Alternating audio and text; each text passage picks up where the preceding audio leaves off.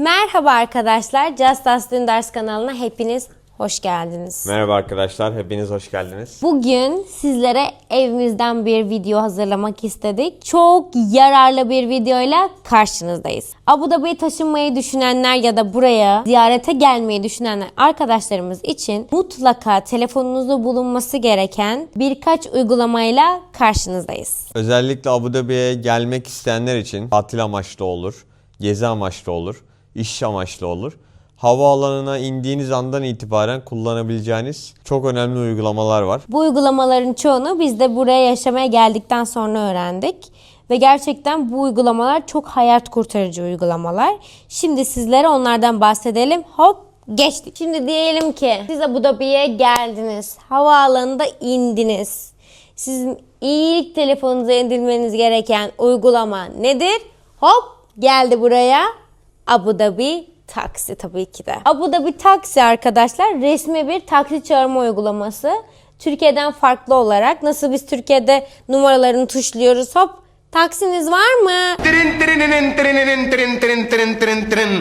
diyoruz ve eğer ki biz Arap misafir değilsek, onlar taksi göndermiyorlarsa, işte burada da telefonunuzda bir uygulama var.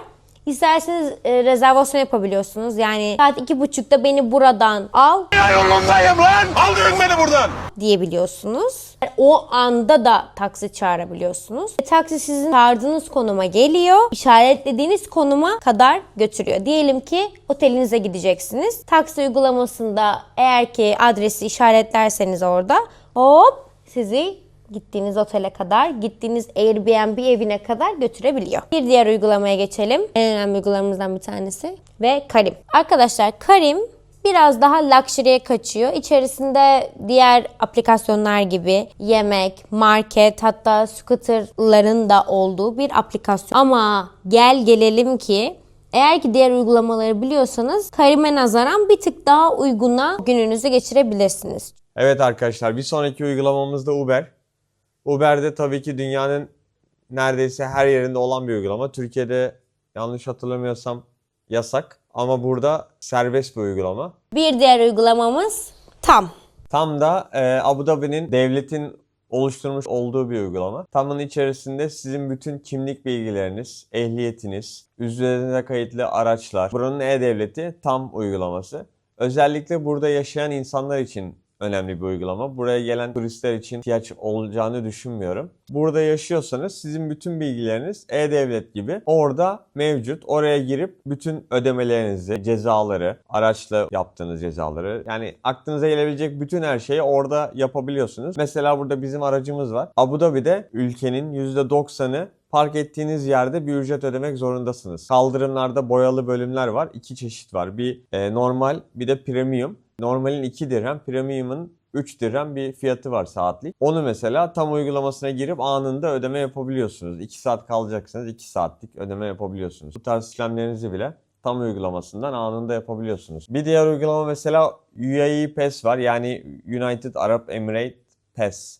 Bu uygulamada sizin aslında elinizde bulunan kimliğinizin dijital versiyonu. Devletin yapmış olduğu birçok uygulamaya da bu UAE Pass ile birlikte giriş yapabiliyorsunuz. Tam'a gireceksiniz. Kullanıcı adınızı, şifrenizi girip Tam'a giriş yapmanıza gerek yok. Direkt UAE Pass ile birlikte oraya giriş yapabiliyorsunuz. Yani UAE Pass birçok uygulamanın giriş anahtarı gibi bir şey. Evet, yani Pass aslında bir anahtar kart. Yemin et la. Valla. Neyse işte öyle bir şeymiş arkadaşlar. Yani her şeyi oradan direkt açabiliyorsunuz. Hastane randevusu alacaksınız. Direkt UAE Pass'a bağlantı sağlanıyor. Farmasiden bir şey sipariş edeceksiniz, eczaneden. Direkt sizin UAE Pass'ınıza bağlanıyor. Bu aslında hayatınızı kolaylaştıran bir bağlantı diyebilirim. Yani şöyle, buraya geldiniz, ilk anınızdan buradan ayrıldığınız son ana kadar telefonunuz sizin hayatınız oluyor bir nevi. Telefonunuza indirdiğiniz uygulamalar. Bir an o uygulamaya ihtiyacınız oluyor. O uygulamanın telefonunda olması gerekiyor. O yüzden zaten biz bu videoyu çekmek istedik. Bazı uygulamalar evet buraya yeni gelenler için özellikle çok iyi uygulamalar. Çünkü zaten burada yaşayan insanların mesela Uber'i, Abu Dhabi Taksi'yi bildiği uygulamalar gibi. Ama bazı uygulamalarda buraya gelmiş, burada birkaç ay olmuş, kimliğini almış ama hala tam anlamıyla adapte olamamış kişiler için Bilgilendirme amaçlı bir video. Bir diğer uygulamamıza geçiyoruz hemen. Darby.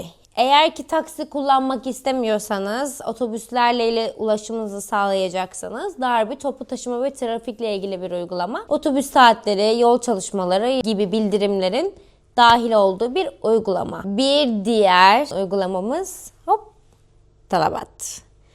Talabat arkadaşlar, yemek siparişi vermek isterseniz Talabat'ı kullanabilirsiniz. Hastalandınız, acil ilaca ihtiyacınız var, yine Talabat'ı kullanabilirsiniz. Yani ne sipariş etmek isterseniz açıkçası Talabat'ta mevcut. Çok fazla ürün seçeneği var. Ne ihtiyacınız varsa Talabat'ta bulabiliyorsunuz. Sadece sipariş vermek istediğiniz ürünü seçtikten sonra üzerine bir miktar servis ücreti ekleniyor. Ama eğer bunları ödemek istemezseniz, özellikle burada yaşıyorsanız aslında bir nevi evet, yani Yemek Sepeti'nin Abu Dhabi versiyonu diyebiliriz. Mesela Nun, ondan biraz bahsedelim. Nun'da yemek de sipariş verebiliyorsunuz. Çiçek de sipariş verebiliyorsunuz. Teknolojik ürünler, giyim, aklınıza gelebilecek her şey Nun'da var. Her Şöyle mesela Nun işte bir sonraki gün getiren bir kısmı var. Sonra Nun'un 15 dakika içerisinde getiren bir kısmı var. Yani bu daha çok market alışverişi gibi olan kısım. Bir de Nu'nun 2 saat 3 saat içerisinde getiren bir kısmı var ki bu mesela Trendyol'dan herhangi bir şey sipariş verdiniz. Diyelim ki işte mangal sipariş edeceksiniz ya da ne bileyim bir yüz temizleme jeli sipariş edeceksiniz. Nedir? Bir şey sipariş ederseniz ya bir sonraki gün gelir ya da 2 gün sonra gelir. Ama Nun'da öyle bir şey var ki bir buçuk saat, 2 saat içerisinde getiren ayrı bir segmenti var. Buradan seçip diyelim ki telefon sipariş edeceksiniz ya da ne bileyim PlayStation sipariş edeceksiniz. Bu da öyle bir ayrıcalık ki 2 saat içerisinde, 3 saat içerisinde evinizin kapısına kadar getiren bir uygulama ve gerçekten çok kullanışlı. Ben Canberk'e PlayStation almak gibi bir hedefim yoktu mesela. Bir anda gaza gelip Süper Mall denilen kısmından 2 saat sonrasına PlayStation sipariş vermiştim. Bunun gibi böyle büyük olan ürünleri de eğer ki satışa dahilse sipariş verip 2 saat 3 saat sonrasında evinize kadar getirtebilirsiniz. Şöyle de bir durum, onların yoğunluğuna bağlı. İdil oradan siparişi verdi. Ben işteydim. İdil evdeydi. Ben molada eve geldim. İdil siparişi verdi. Yarım saat içinde geldi ürün mesela. Yani ben molada eve geldiğimde evde PlayStation vardı. Yani onların yoğunluğuna göre o söyledikleri süre maksimum süre. Ama bazen yarım saatte, bazen bir saatte bile evinize o sipariş verdiğiniz ürün gelebiliyor. Ama onun haricindeki bütün ürünler eğer Abu Dhabi içerisindeyse ertesi gün direkt kapınızda. Ya inanır mısınız arkadaşlar, hatta biz ilk geldiğimizde Trendyol burada daha açılmamıştı. 2. yılımızda mı ne vesaire Trendyol geldi. Size yemin ederim Türkiye'ye sipariş verdiğim çorap bir hafta içerisinde evime teslim edilmedi.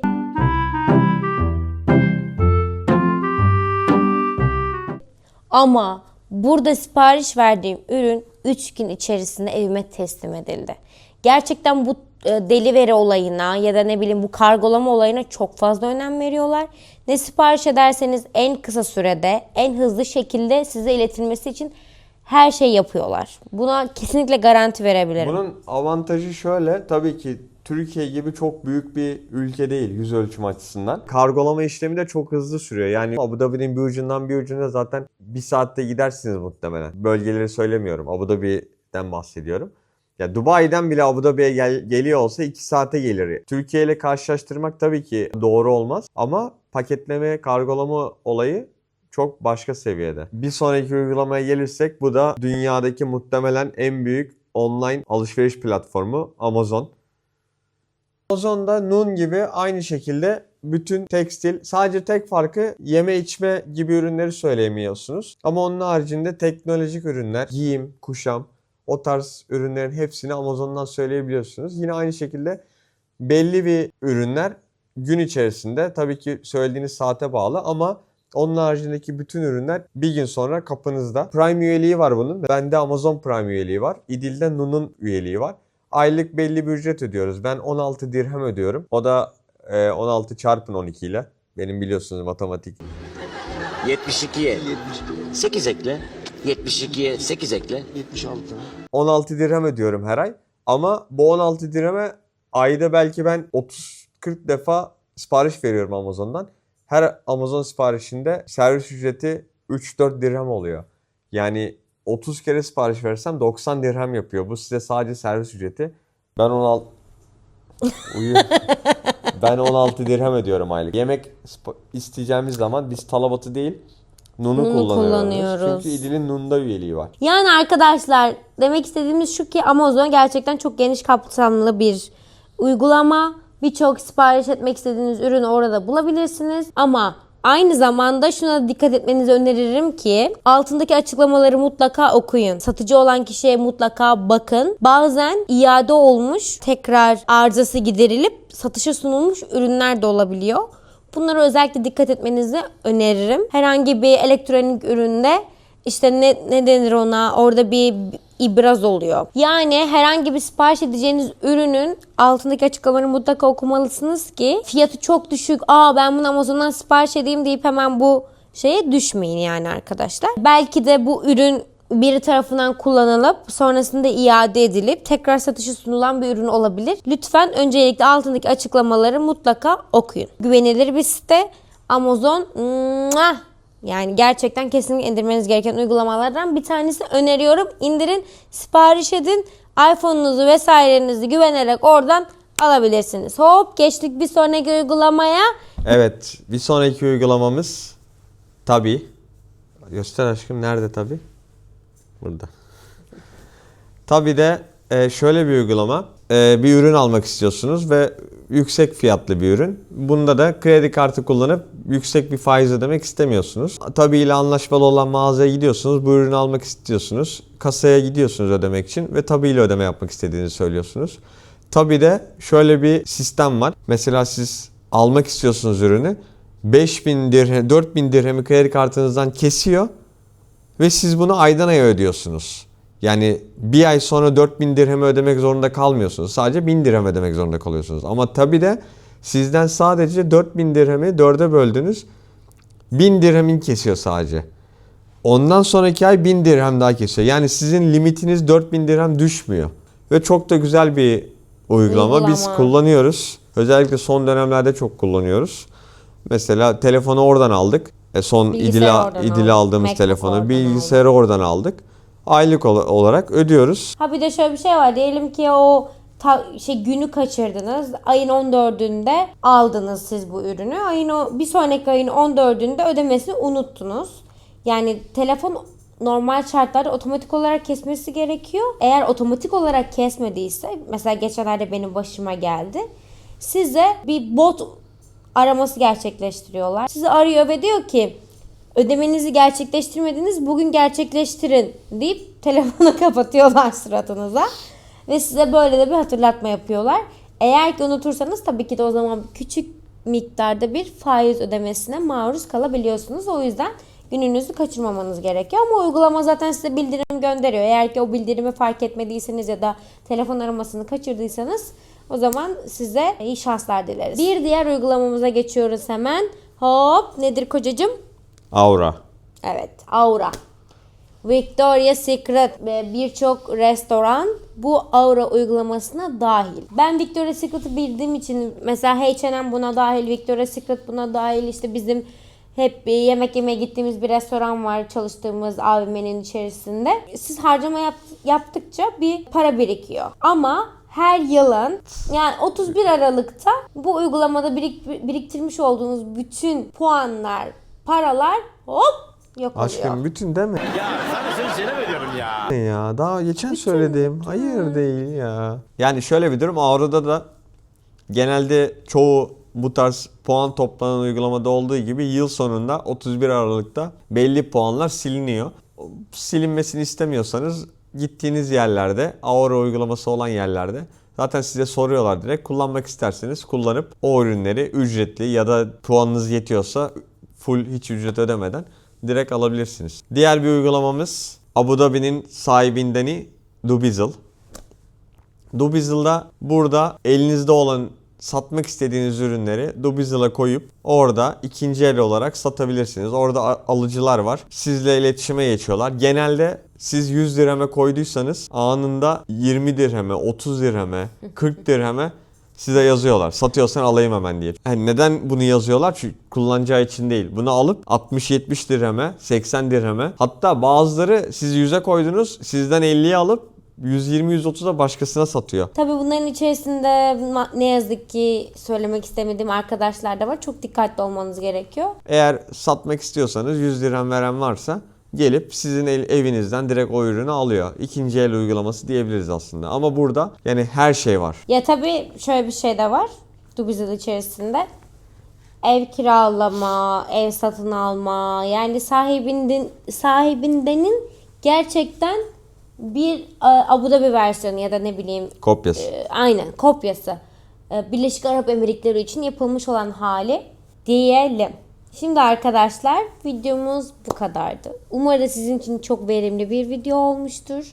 Abu Dhabi'ye gelmek isteyenler, Abu Dhabi'de yaşamaya karar verenler ve artık Abu Dhabi'de yaşayan arkadaşlarımız için güzel bir içerik olduğunu düşünüyoruz. İlk defa bu hafta evden bir video çektik. Hep dışarıda oluyorduk. Bu hafta da bir sakin oturarak bir video çekelim istedik. Böyle bir video olmasını istedik. Evet, yani uygulamaları tanıtalım. Buraya gelecek olanlar için. Burada yaşayıp da belki bu dolandırılma muhabbetlerini hiç yaşamamış ve haberi olmayan insanlar için. Karşınıza çıkarsa, YouTube'da denk gelirse izlerseniz bir bilgilendirme amaçlı. Bizim de kanalımızda böyle bir video olsun istedik. Umarım faydalı olur. İlerleyen zamanlarda belki 3 ay, belki 5 ay, belki 1 yıl sonra karşınıza çıkar ve dersiniz ki Canberk ve İdil'in videosunda kanalında izlemiştik ve oradan aklımızda kaldı dersiniz. Evet arkadaşlar, eğer ki bu video sizin için çok yararlı olduysa ve buna benzer videolar istiyorsanız lütfen kanalımıza abone olmayı ve beğen tuşuna basmayı lütfen unutmayın. Ayrıca sizden konu fikirleri istiyoruz. Çekmemizi istediğiniz içerik varsa lütfen yorumlara ekleyin. Ve biz de buna göre sizler için konu araştırmasına girmeden sizin istediğiniz konu üzerinde çalışmaya başlayalım. Ve bir video yaratalım arkadaşlar bunun üzerinde. Çok teşekkür ederiz videomuzu izlediğiniz için. Umarız gerçekten işinize yarayan bir video olmuştur. Kocacığım da söylemek istediği şeyler var. Lütfen onu da dinleyelim. Evet, unutmadan artık biz de anladık ki like istemenin ne kadar önemli olduğunu. Çünkü izlenmelere göre like oranları çok düşük. Yani biz tabii ki büyük bir kanal değiliz. Çok fazla izlenmelerimiz yok ama izlenme sayımıza göre like oranımız da çok düşük. Lütfen beğendiyseniz like atmayı unutmayın. Sizleri seviyoruz. Hepiniz Abu Dhabi'ye gelin. Kendinize çok iyi bakın. Kendinize çok iyi bakın. Umarız gerçekten çok hoşunuza giden bir video olmuştur. Çok işinize yarar bir video olur.